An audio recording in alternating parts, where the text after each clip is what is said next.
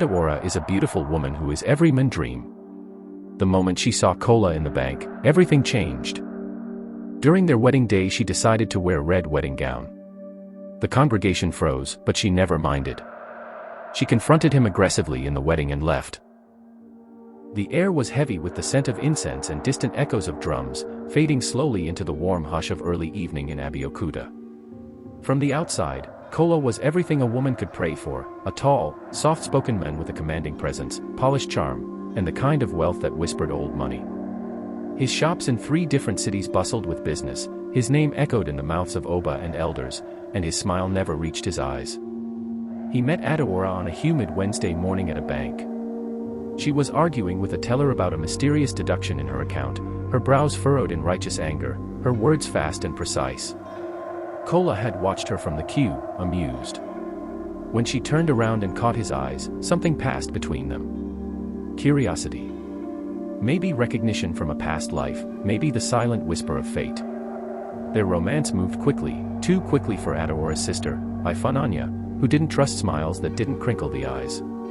But Adaora was drunk on his mystery, on the stories he never quite finished, on the way he would disappear for days and return with gifts wrapped in silk. He never spoke of family. He never spoke of his past. He loved to watch her dance, always asking her to wear red. She found it odd, red, of all colors, but he insisted it brought out her strength. He said it reminded him of power. One evening, while they strolled through an old part of Ibadan, he took her into a small herbalist's shop, introduced her to the old man behind the counter like he was family. The man stared at Adaora for a long moment and nodded. "She has fire," the old man said. Kola smiled. "She will need it." Adaora laughed, thinking it was some traditional joke, but something in her stomach nodded. 2 weeks before the wedding, Ifananya came to her in tears. She had visited a seer in Oyo, disturbed by dreams of Adaora drowning in red. The seer had confirmed her worst fears. Kola was not just rich, he was soaked in rituals. The blood of people bought his gold. The foundation of his house was built on human sacrifice. Adaora refused to believe it at first. But once she began to look, the cracks began to show. One night, Kola came home smelling of iron. Not blood exactly, just the suggestion of it. His eyes were glassy. He kissed her without blinking. Another night, she followed him to a small village just past Arawa. He entered a compound and stayed there for hours. The next morning, there was news of a missing young boy. That was when Adaora made a decision. If Kola was truly who the seer said he was, then she would confront him where it hurt the most, at the altar. On the day of the wedding, guests filled the church in Lagos. The white flowers shimmered against golden candles. The pastor stood tall, holding a worn Bible. The air was electric with expectation. Then Adaora walked in. Not in white, but in blood-red silk that flowed like a river down the aisle. Gasps filled the church. People turned to each other in confusion, but no one stopped her. Kola stood at the altar, frozen. His eyes darkened, not in fear, but recognition. He knew she knew. She stood before him, raised her chin, and said, loud enough for the walls to hold it forever, "Kola, I will not marry a killer." Murmurs spread. The pastor blinked. Kola's lips twitched. "What are you talking about?" he asked, still trying to control the moment. "I know what you do. I know where your money comes from. I know what happened in Arawa. I know about the children, the disappearances. I know about the blood." There was no scream. No thunder. Just silence so heavy, people could hear each other breathing. Kola tried to step closer, but she held up her hand. "I wore this red to show you I'm not afraid. I will not be your next sacrifice." Then she turned, heels clicking against the marble floor, red gown trailing behind like the final warning. That night, Lagos buzzed. No one could stop talking about the woman in red who exposed a ritualist at the altar. People called Adaora mad, brave, bewitched, wise, depending on who told the story. But Adaora didn't care. She left town, disappeared to her aunt's house in Calabar, cut off all contact with Kola. But Kola wasn't the type to let go. 2 weeks later, a parcel arrived at her aunt's compound. No name. Just a red box tied with a black ribbon. Inside, a dead dove. Its eyes had been replaced with small rubies. The note read, "You embarrassed me. This is the beginning." Her aunt fainted. The pastor in Calabar warned Adaora to flee. But Adaora had already stopped running. Her fury had become purpose. She was no longer the girl who fell for mystery. She was fire now. And fire doesn't run. That same week, she began digging deeper. She reached out to old friends who knew people in high places. She found a man, Baba Gok, who had once escaped a cult in Ilorin, swearing Kola's name was known in the darkest circles. Baba Gok agreed to help her. But first, she had to understand the full extent of what Kola truly was. "It's not just blood he uses," Baba Gok whispered one evening, as they sat in a candlelit room hidden deep within Osogbo. "He binds people. He can trap your soul. That's why he wanted to marry you. You are strong, your spirit, powerful. With you, he would have become untouchable." Adaora clenched her fists. "Then I'll become the woman who stops him." Kola, unaware of what she was planning, was already preparing his next move. And this time, it wouldn't be a warning in a box. It would be war.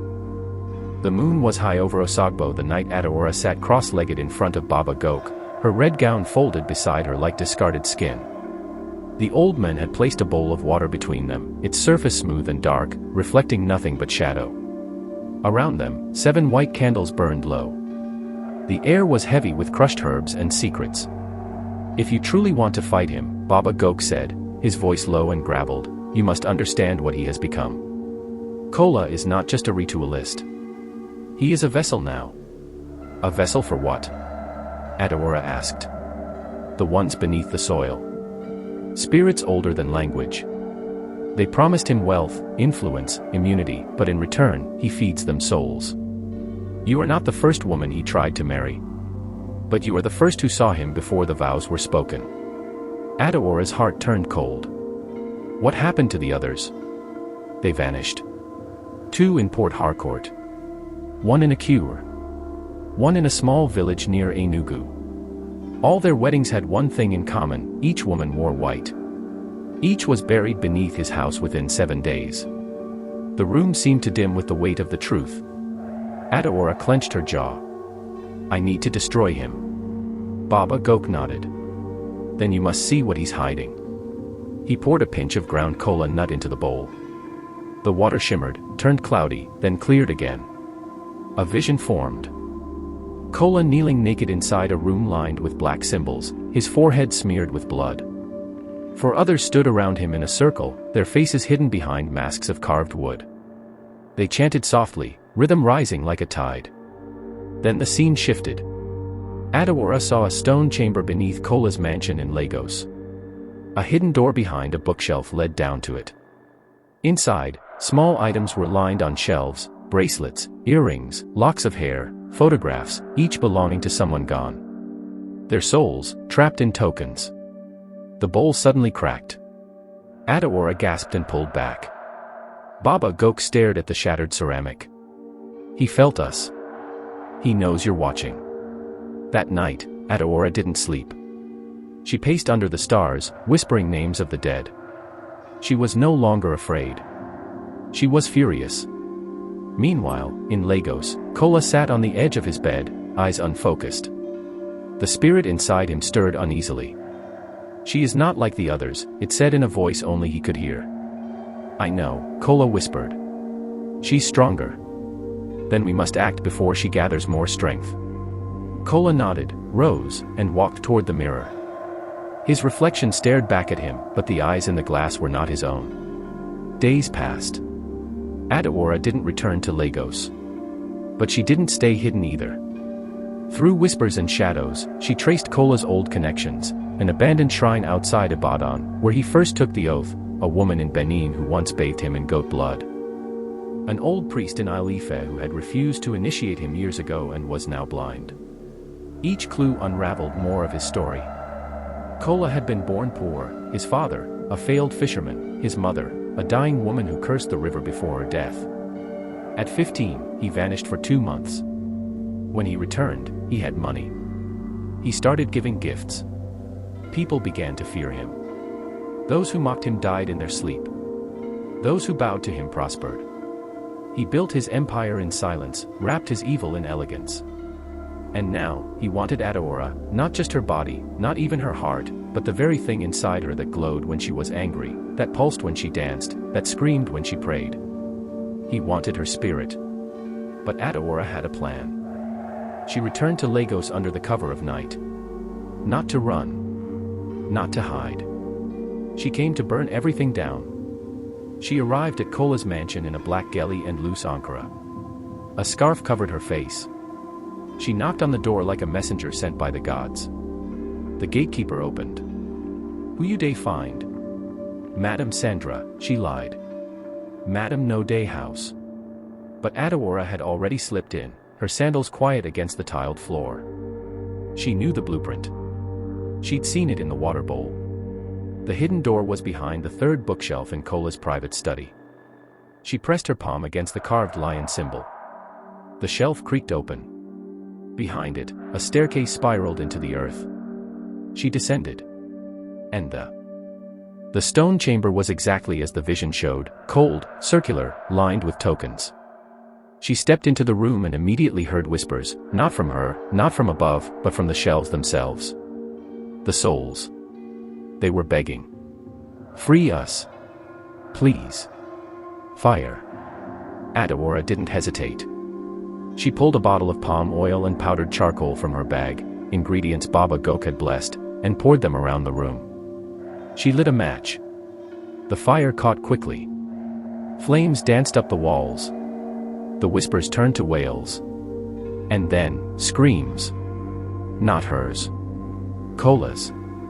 He was upstairs, and he knew.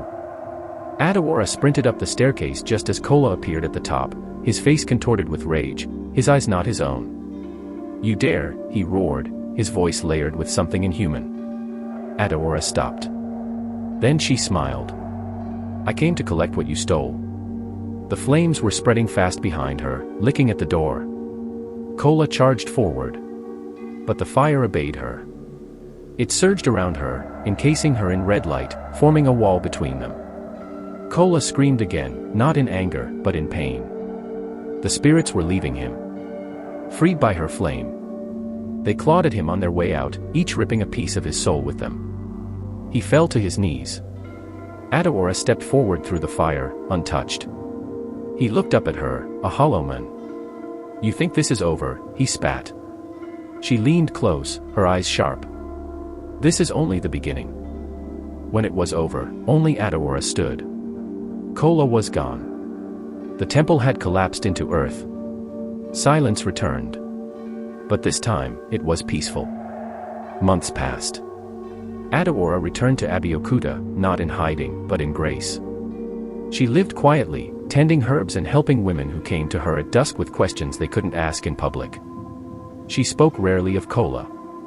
Of the grove. Of what she saw. Some said she had died. Others said she was a goddess now. But those who met her said she walked with a calm only earned through fire. One evening, a young girl knocked on her door. She held a note. Adaora opened it slowly.